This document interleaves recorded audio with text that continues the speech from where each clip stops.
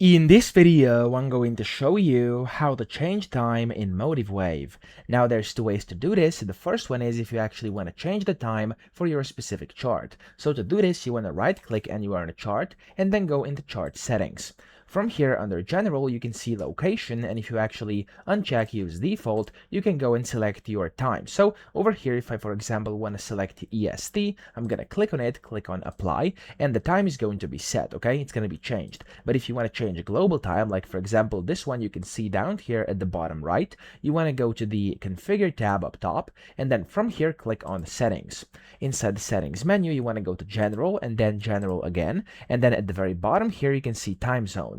Now by default, it's likely going to be Use Default like this, and then if you want to change it, uncheck Use Default, click on over here, change your time, click the Apply button, and that's really all you have to do to change your time, okay? So I hope this video helped you out. If it did, please subscribe to the channel and help me out as well.